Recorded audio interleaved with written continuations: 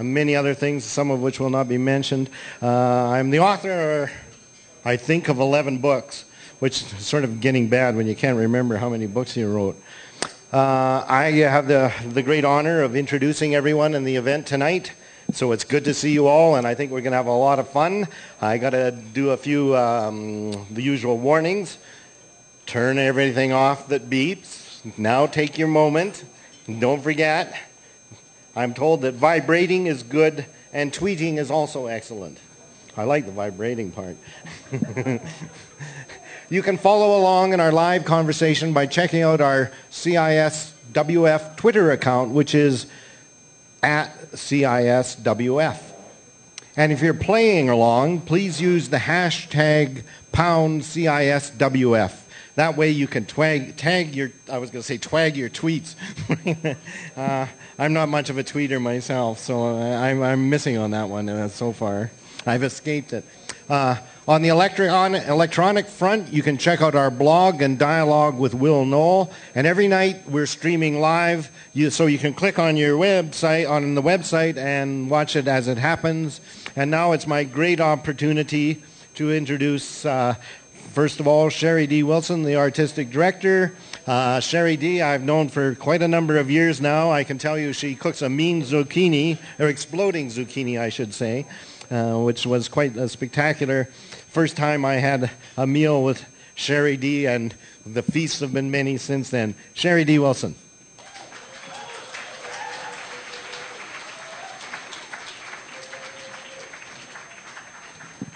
Good evening, everyone. Are you ready to feast of the fools?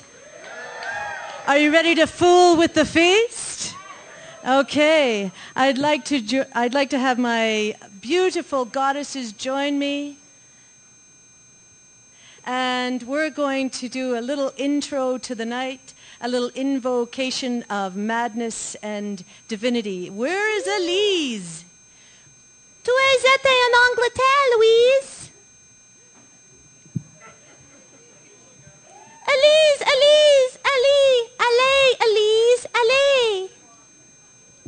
This is Elise Robert.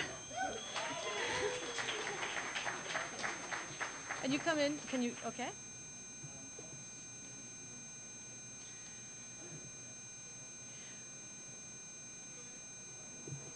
Welcome to the Feast of Fools. Bienvenue au festin de fous. Turn off everything that goes bing bong. Fermez tout ce qui fait bing bong. We would like to thank our partnerships.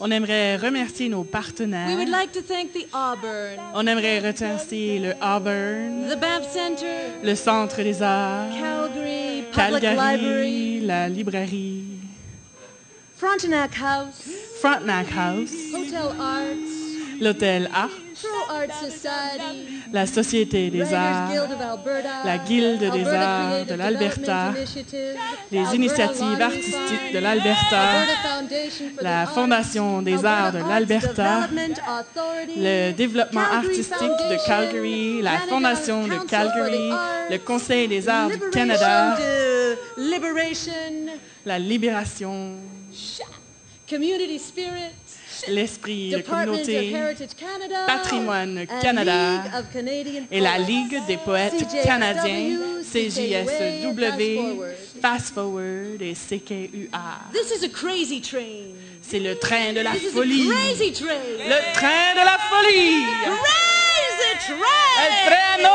de On the loco. train together. Et on fait le train And this is a ensemble. community effort train. C'est un effort Poetry collectif. sings. La poetry poésie roars. chante. La poésie crie. Where we share with crazy poets from all over the Et quand on world. partage avec les In poètes many de different tout le languages. monde, In many different dans spirits. toutes les langues et tous les esprits. So we'd like to thank all the volunteers. Et on veut remercier tous les bénévoles. Let's hear it for the volunteers. Remercions les bénévoles. And we would like to thank the many artists that come here Et on to veut share remercier their les poetry, artistes tous les to share their artistes languages, qui sont ici pour to share their partager beauty. leur langue, leur And we'd beauté. like to also thank the artists that help us with Et on the veut festival. remercier aussi les artistes qui ont Like my aidé au friends festival, Tanya Evanson comme and Tanya Elise Evanson Robert. et Let's hear Elise it for Robert Tanya et la Evanson grande and Elise Sherry Robert. G. Wilson.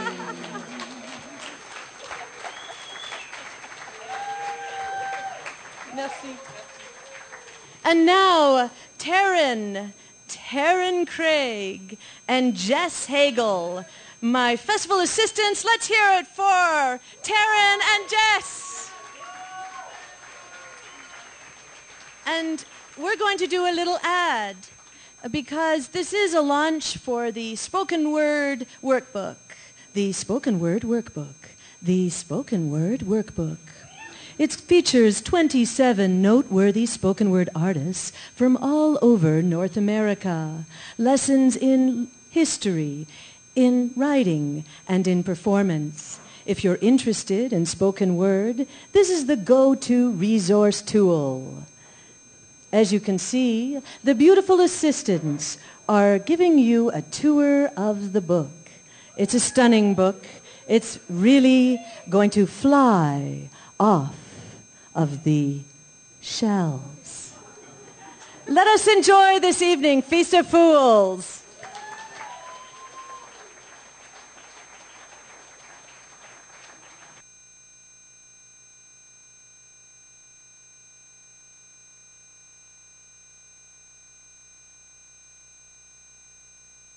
It's much sexier getting French simultaneously.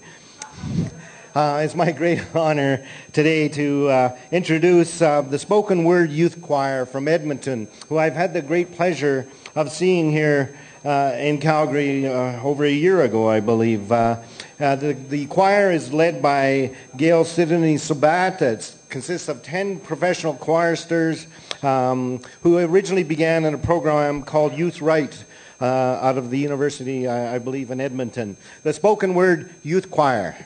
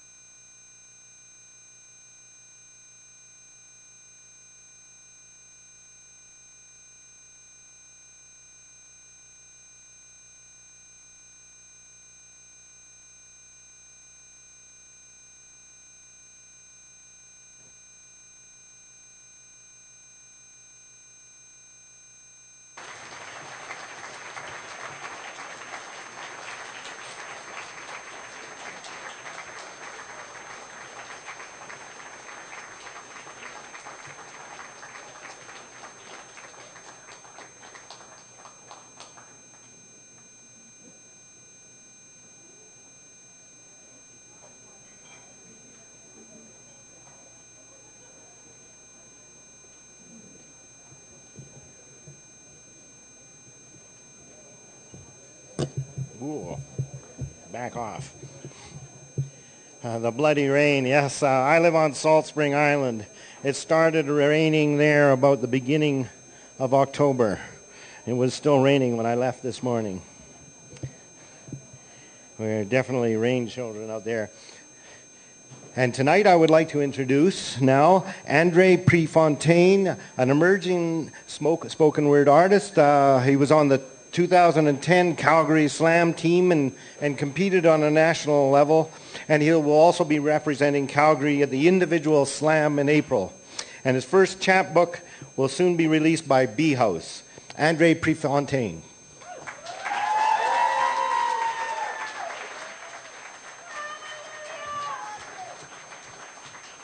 I feel like I'm on The Price is Right. This is really nice. So I'm Andre, emerging spoken word artist. I'm not too sure what that means. Apparently I'm sleeping my way to the middle. I'm a slam poet by nature, and if you're not too sure what slam poetry is, all I can say is just go with it. Just go with it. First off, I'd like to say thank you to Sherry D, because it's pretty something spectacular to have a festival of this magnitude, especially when it's just her inner world coming out into perfect fruition and then being put on the stage so everyone can see. So thank you so much for that. My family's here, which is really nice. That's her. That's my mom.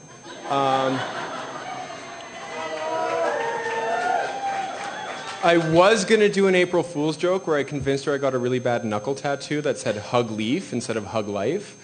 But when I got to her table, she was telling me about the time that I was 9 and she did mushrooms at my aunt's wedding.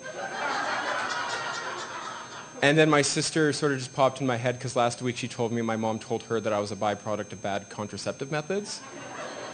So I realized just now the joke's on me.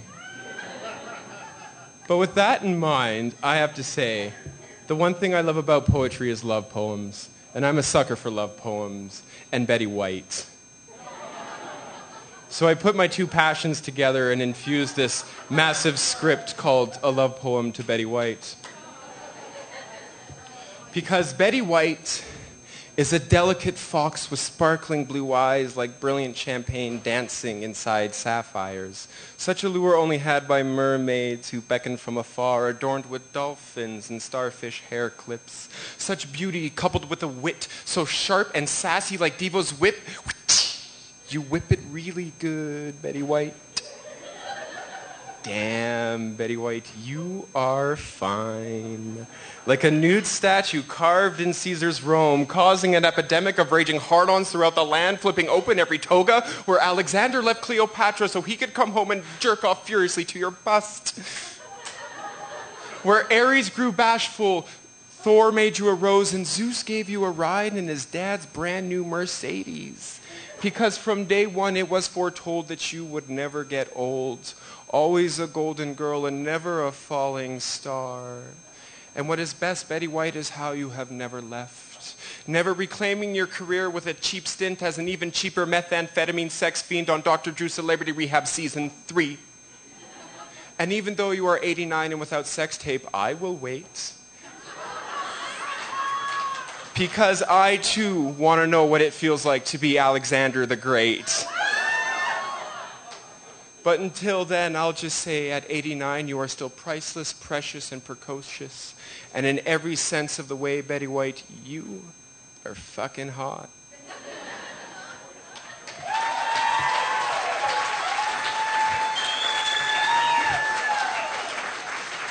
Not bad for a kid that got stripper on his career aptitude test, eh?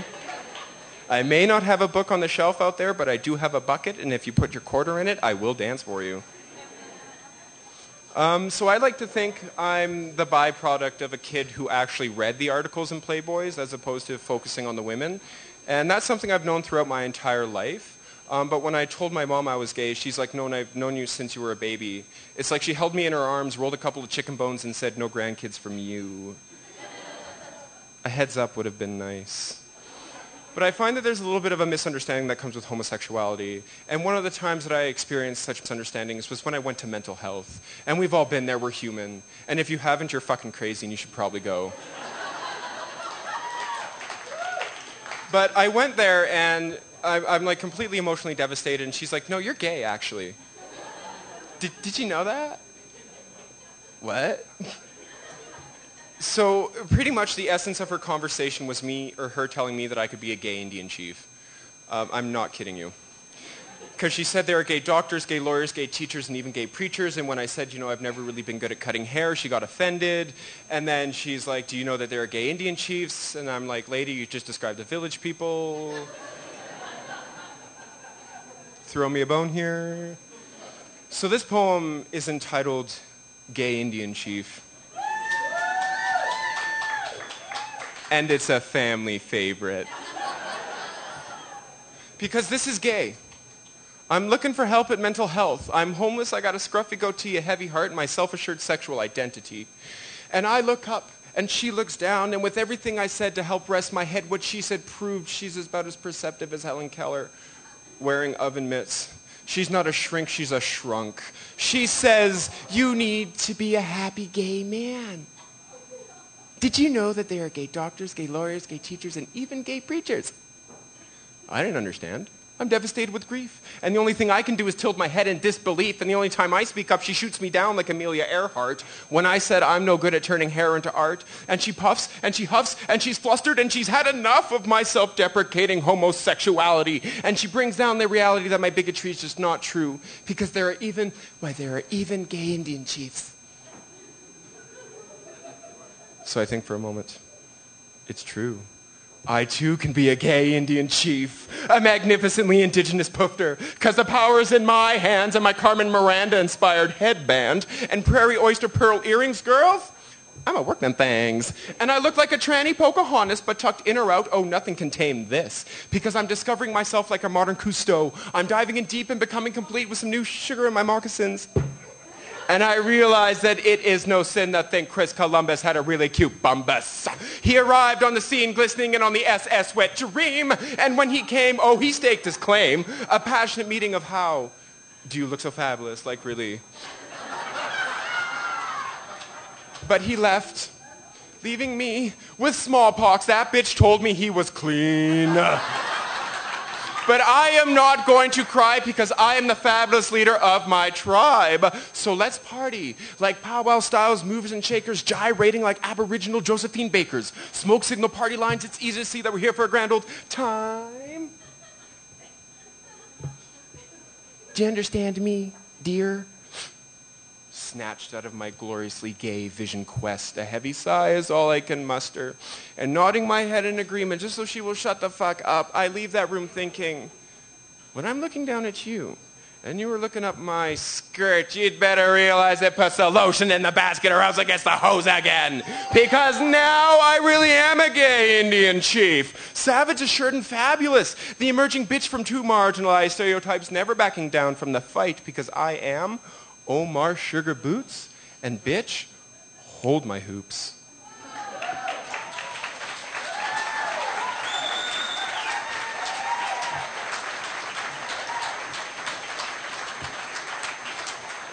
So apparently I was the mood setter for the audience, which is nice because I didn't say the first 5 rows would get wet, and you guys haven't, so I'm really happy things turned out the way they have. All I can say is that you guys are within excellent company tonight. I have read their biographies, I have crept their Facebooks, and all I can say is that genius is within the room. And in the audience too somewhere, I don't know. No, that's not that. Not there, no. So all I can say is thank you so much for being wonderful and fabulous. I'm here all week because I live here, and if you feel like putting your quarter in the bucket, I really need some rent. Take care, guys.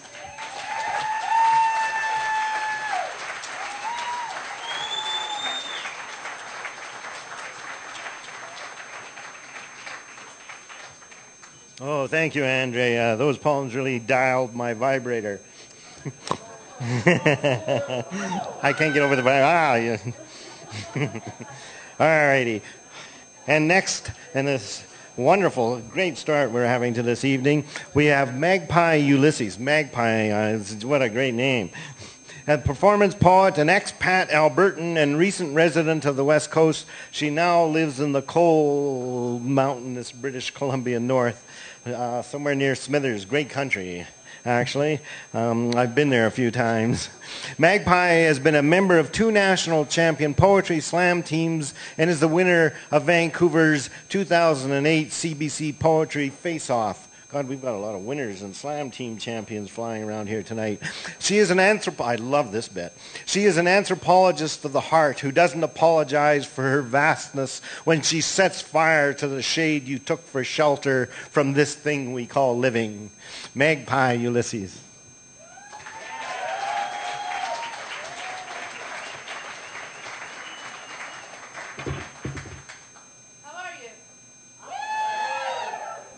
Good. Hi, Calgary.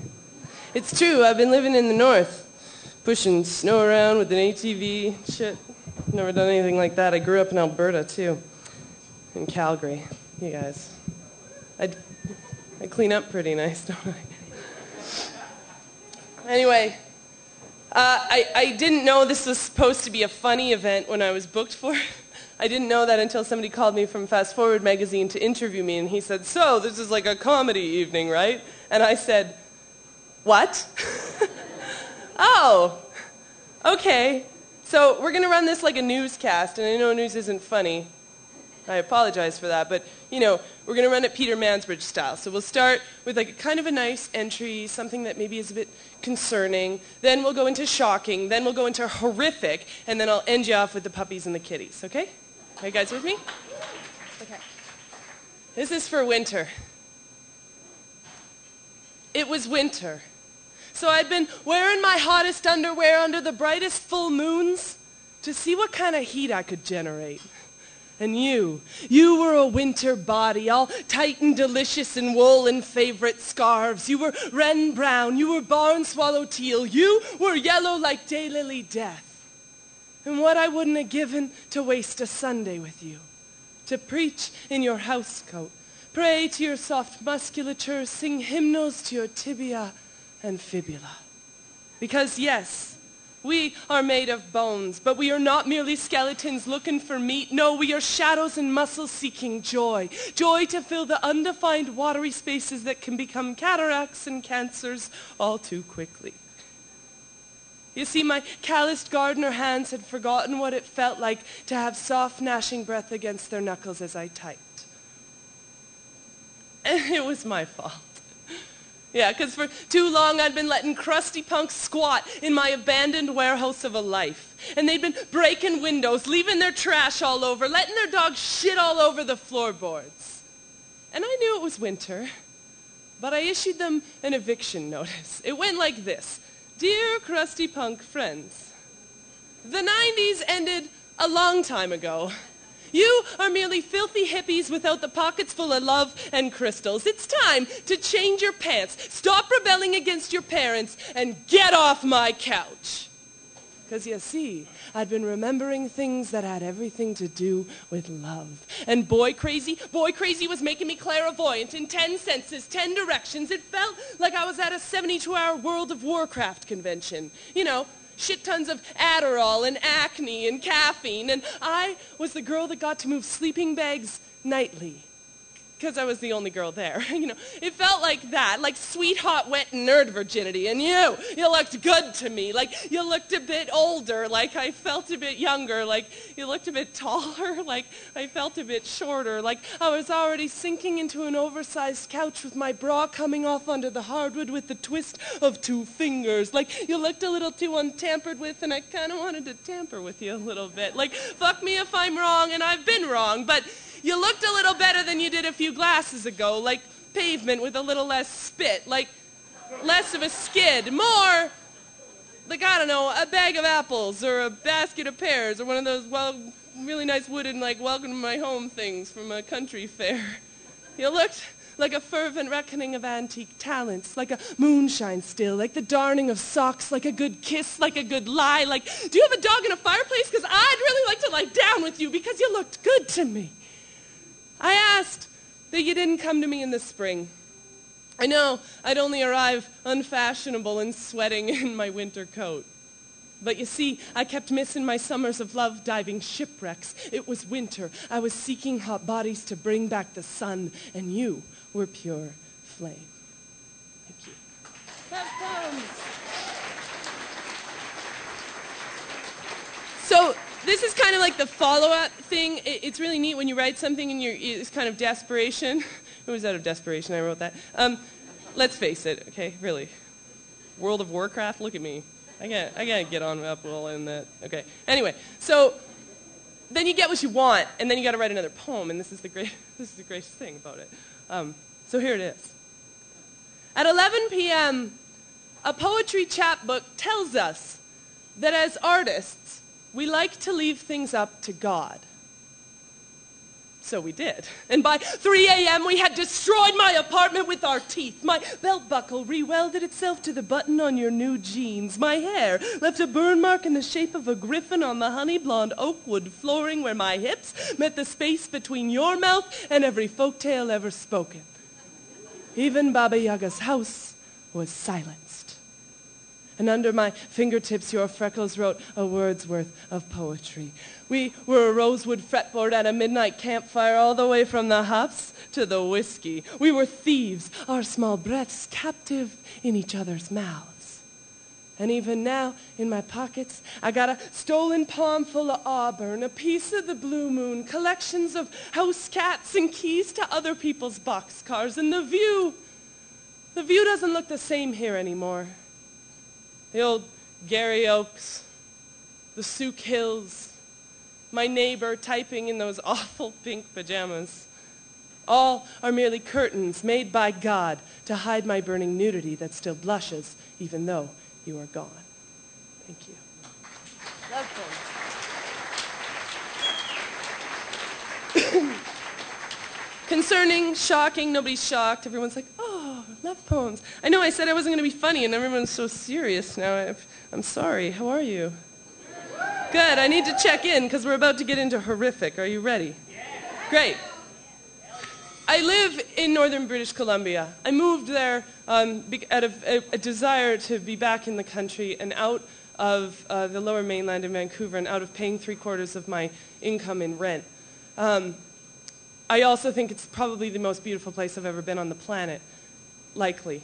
And you guys know what mountains are like and how majestic and incredible they can be. But when you tie that together with really incredible people in a community, it just compounds. And anyway, it's amazing being in Alberta. Currently, there's a lot of devastation that comes from companies that headquarters are in Calgary, Alberta, that wants to be done to that area. It includes pipelines and some pretty heavy exploration. And it's devastating to me because I want to live there, but I don't want to live on a pipeline. Anyway, I went to university, on a side note, partially on Alberta oil money. And this is what I feel like I got from it. This isn't meant to hurt your feelings. It hurts mine all the time. I wish I could stop saying it. It's meant to be a call to arms. So thanks for being here. Every morning in Vancouver, I'd step onto my front porch to see cranes in construction obscuring my view of mountain lions.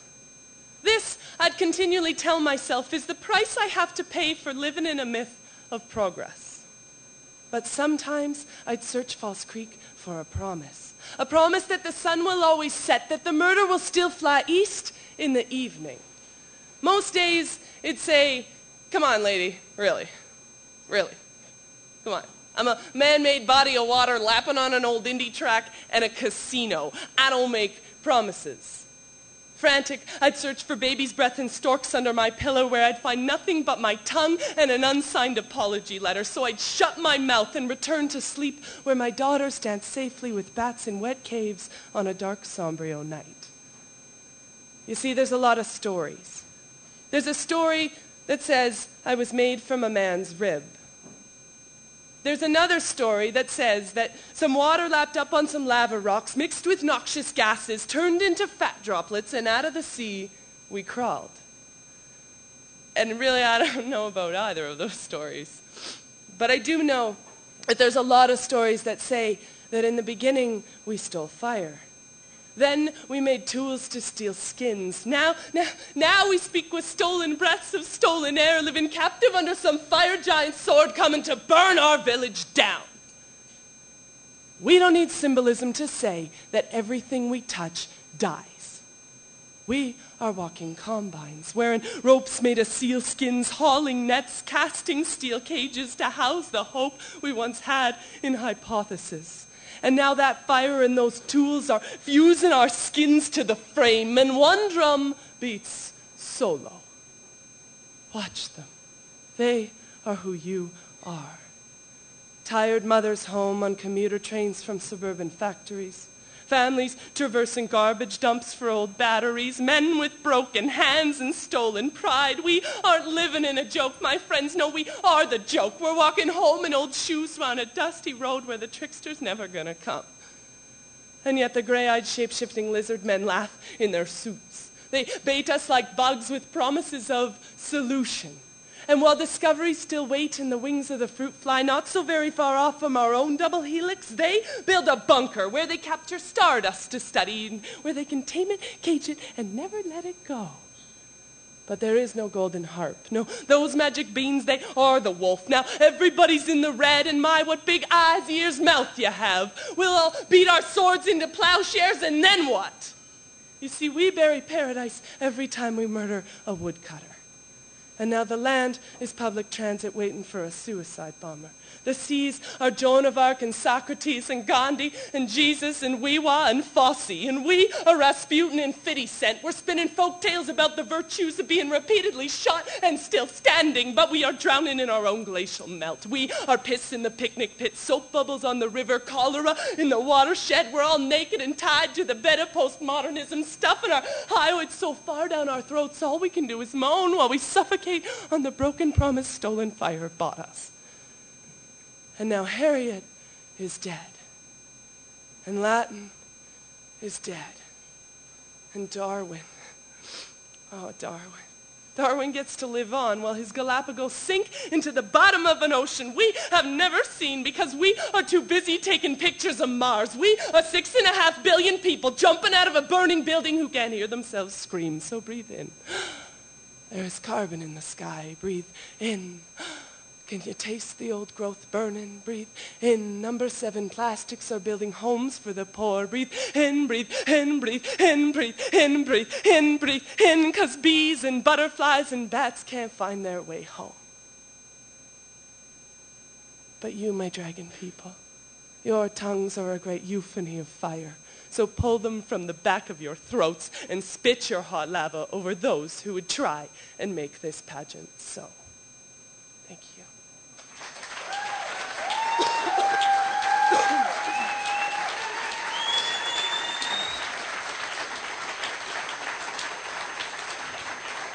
Okay. So this poem, okay, so now we've left. Here's the puppies and the kittens. Are you guys okay? Shit, man. So I owe being here to a lot of people in my life. And like Andre, I have outrageous family support. But I also have a lot of friends and family along the way who've helped me be right here today. It takes a lifetime to get anywhere. And some of those people are in this room, but one of those people is not in this room, and he will never be in this room. And it breaks my heart because I know he'd be all over this. And he was from Calgary, and his name is Steve Gillespie. You may know him as Eat Lard Fudge. He was a very dear friend of mine who I pushed to write, and he did more than me in 7 years than I have in the last 12. And he passed away 7 years ago. So tonight, this poem is for him, this poem is for you, this poem is for me. It's about why everything's fucking rad and why we should care. Science tells me that every year we exchange 98% of our atoms with the universe. If this is true, it means that you, me, we could be anything. So make me a pigeon, a batfish, a cactus finch, an a strangler fig. Make me cyanobacteria and bioluminescence, diatoms and viruses, lichens, cleaner fish, the bird friends of hippopotamus. I want to be a complex structure living symbiotically within your body. So make me a really good mystery, like something even creation science can't explain. No, make me something that creation science tries to explain, like dinosaur bones or Down syndrome. Or make me something that nobody wants to have to explain, like glaciers, growlers, uranium mines, tantalum mines. Or make me something that needs no more explanation, like microfleece or pajamas with feet, the 2% less to be a chimpanzee, and coffee. Make me lots of coffee, and cocoa leaves and banyan trees, mycelium and parakeets. Make me everybody's favorite pair of jeans and a band no one else has ever heard of.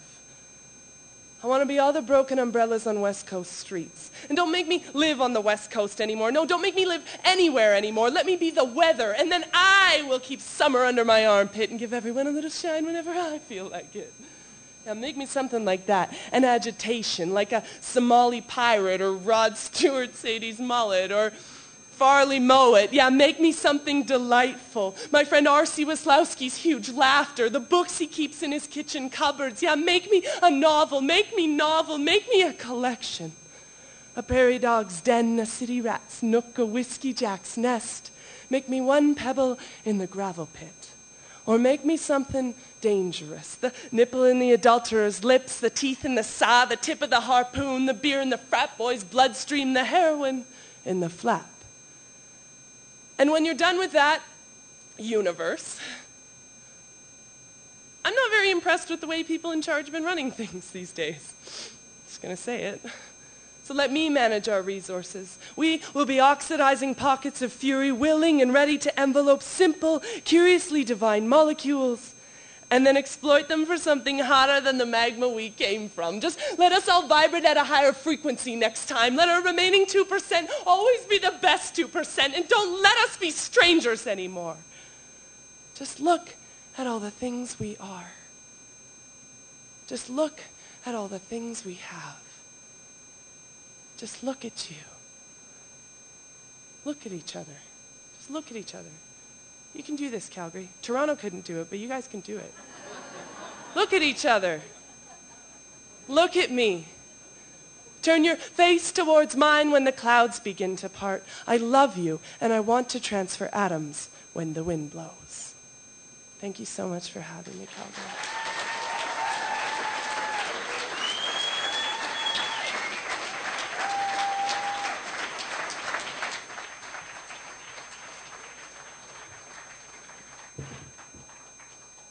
Thank you, Magpie. That the Dragon's Breath poem reminded me of Darwin, who never believed that evolution was progress. He just believed it was evolution. Other people put that tag on it. And of course, there might be a reason why he named one of his books The Descent of Man. Anyways, that was quite a range of material in there, Magpie. And we still have one more reader today before the intermission, and it's my pleasure to introduce to you Sarah Murphy, who's the author of 8 books. Oh, we got a... and she has many fans here, we can tell. One of her books, her most recent, is Last Taxi to Nutmeg Muse. What a title. She held the Arts Council's England International Artists Fellowship in 2007 and recorded live her first innovative sound art spoken word CD, When Bill Danced the War. In 2008, Sarah Murphy received the Calgary Spoken Word Festival's Golden Beret Award. Oh, I'd like to have one of those. And in 2003, the Howard O'Hagan Award for her intermedia book, Die, Tinkerbell, Die. Where do you get these titles from? I love them. She grew up in Brooklyn and now splits her time between Calgary and the shores of Passamaquoddy Bay. Where the hell is that? Another great name. And she is one of the contributors to the Spoken Word Workbook, Sarah Murphy.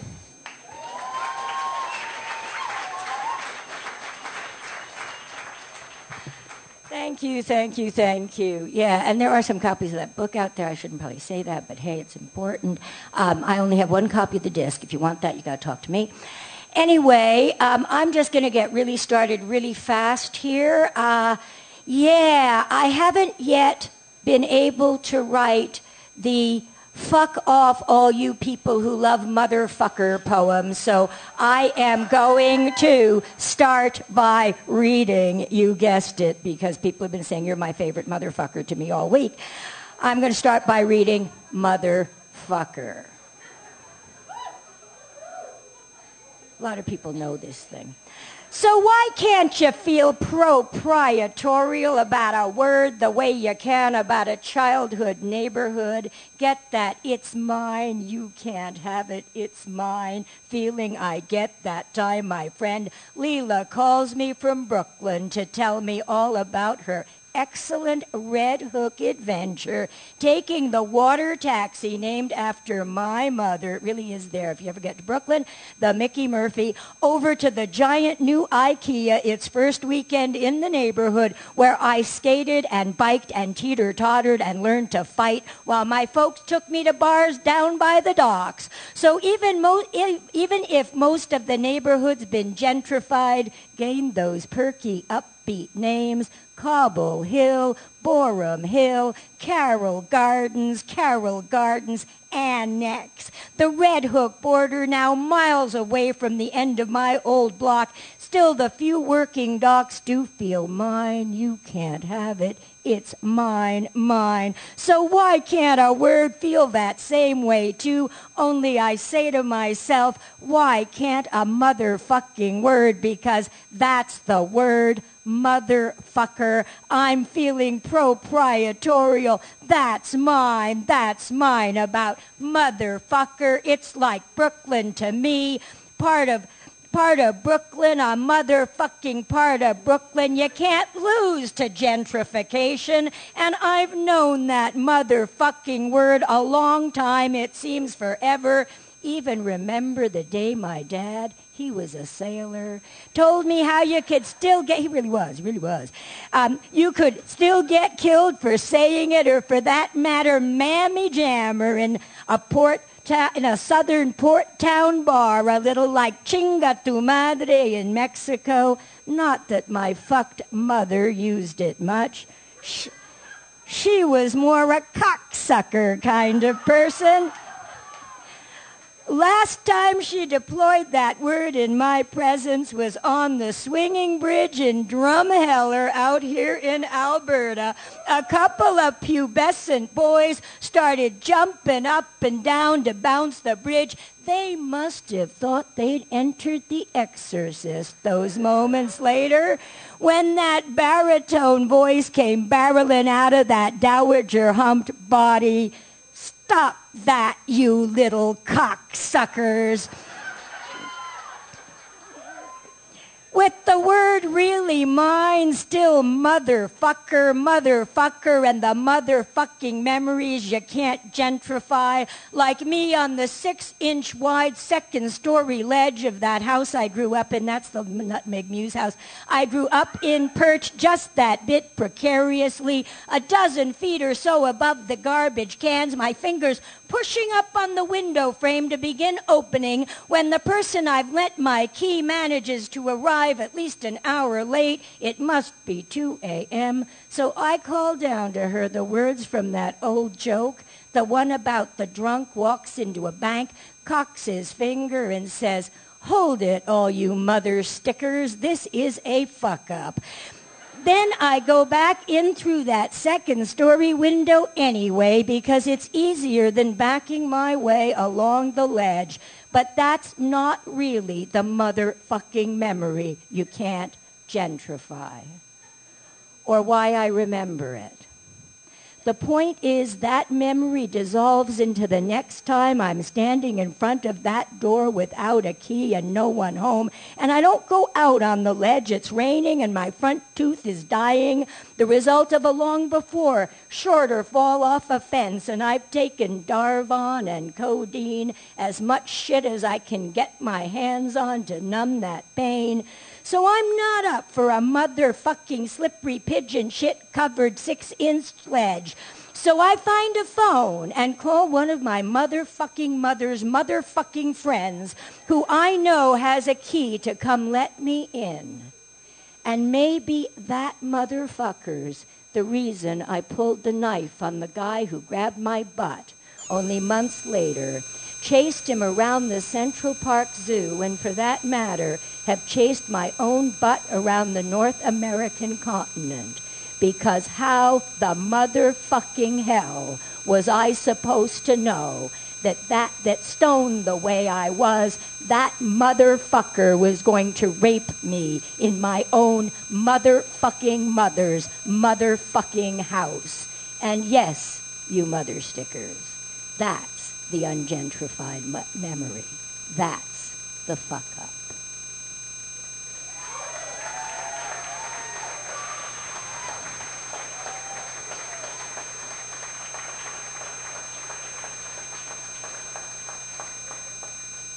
Thank you. All right, and now for something completely different. I've just got back from Banff about a month ago. I did a 2-month visual arts residency called Revolution 2012. And I know that you all know about 2012, somewhere between Doomsday and the Magical Maya Mystery Tour. But what I've been noticing personally and what I've been working with is I keep on recapturing the crazy racist discourse of my childhood in all of this stuff and what it was like to grow up Choctaw, in part, in Brooklyn. So I've been working on that, and I'm going to read you a little part of the first thing that I've been working on. And besides that, it's got in it the trickster Quetzalcoatl, okay? And I'm going to just start off with something, because you got to know this for the later part of this that I'm going to read. I'm just going to read the beginning and the end. You all got to know that Quetzalcoatl isn't just the plumed serpent, he's the sacred twin. Anytime you're in Mexico and you hear that, Cubo, cuate, hi, how's it going, my bro, my bud, my twin, that cuate is from Coatl. So you can think of him that way. Cubo cuate for the Quetzalcoatl. Come on and shake a tail feather, my bro, my bud, my twin. Then go back to Coatl, the root in Nahuatl. And that twinning is really important, and he never had an evil twin. He had another trickster twin. And so this is going to all you fools and tricksters, because the twinning of Mesoamerica is the beginning of all the transformations. So here's for all of everybody who is two as well as one, all the Métis, the Mestizo, the two-spirited, the six fingers, and every other duality there is that is not opposition, but change and transformation. And here goes. That's all of us in the end, isn't it? Yeah. And just so you know, today is a day of the trickster. It is the 13 days of Huehuecoyotl, Old Coyote, Aztec calendar. So there I am in Xochicalco. This is a marvelous city in the Valley of Morelos, inside the observatory cave, and it's the summer solstice, and everyone's waiting for the sun to come down the carefully constructed 1,000-year-old chimney, and you just know this is supposed to be some kind of truly profound spiritual experience. Only it's going all D.H. Lawrence inscrutable Indian on me. What with the guy up there, it's only minutes before on the pyramid of the plumed serpent, only about 200 meters away, and he's telling his friend, both of them got up in the new de rigueur tropical exploration get-up, that his friend just has to acknowledge the Incan influence on this city. And I want to reach over to shake his shoulder to say, that's like acknowledging Genghis Khan's influence on Stonehenge. You're only out by a couple thousand miles, if not years, only I don't say anything. Of course I don't. I just look out to try to let my mind circle with the vultures out across the wet, green, mid-rainy season valley where once was a great city, only I can't let it go either. So instead of profound or even lazy circles, even in this cave, I'm getting noise, noise, lots of mental memory noise. So you can see why I want to think in academic terms. It's like counting sheep. And after that, there's a whole bunch of stories, and there's, everything you want in there. Lost tribes of Israel building pyramids on the Mississippi, Maya from outer space, Quetzalcoatl for Cortez. But I'm going to take you down to the end because there ain't time to do anything else. But right then, it's not happening. So I look around me in desperation, hear the voices in so many languages, feel the breath of those around me as if the cave is breathing. Sun only comes in for like 6 weeks between the two zeniths. It's an amazing thing. And I think, a mantra. I need a mantra. And just as I think that, sure enough, somewhere in the cave there's someone starts off with that by now universal Om.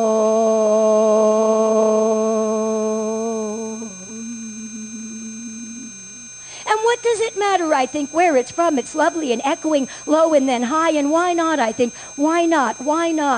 Om. Let's do it. Oh. Maybe I'll even make it Ometzeotl, make it specific to here. Back to the Nahuatl of this valley, I hear all around me. Ometzeotl for the first divinity, the creator, God, goddess, Ometecutli, Omecihuatl, the first twin, the Lord, Lady, Mother, Father. I always think I'm going to say motherfucker there, but I've never done that yet. Mother, Father, too, who generates all the transformations, all the twinnings, all the rest of the gods, the Quetzalcoatl. So, Om Etzeotl, Om Etzeotl. Yes, I'm doing it.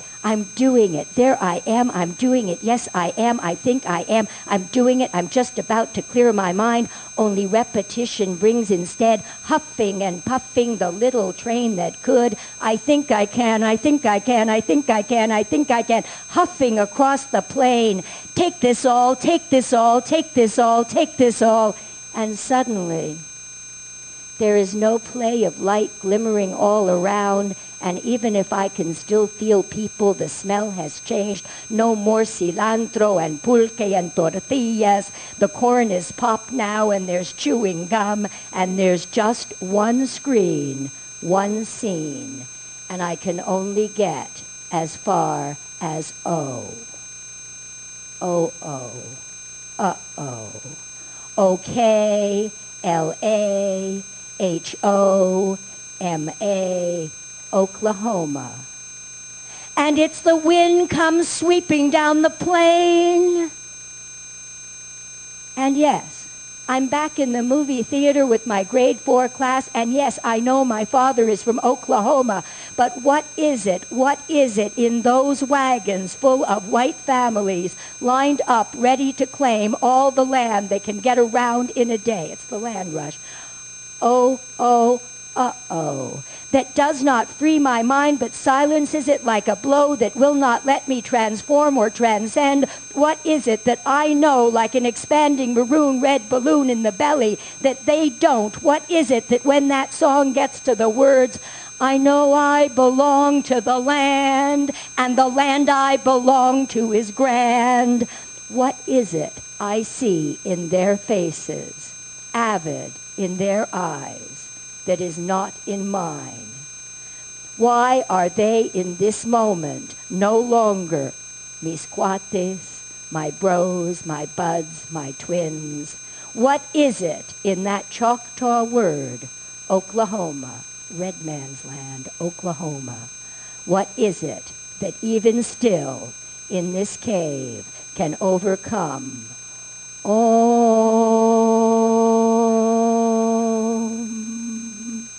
And Ometzeotl, to make me feel I'm the one who does not belong. The land I am unreachable.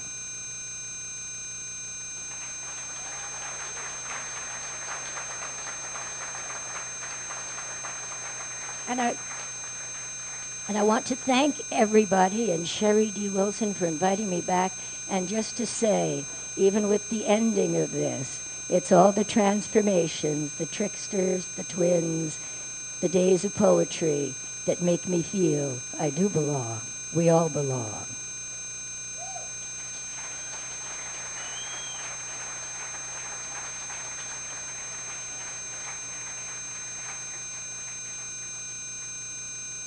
Thank you very much, Sarah. I sort of just feel like I've been motherfucked.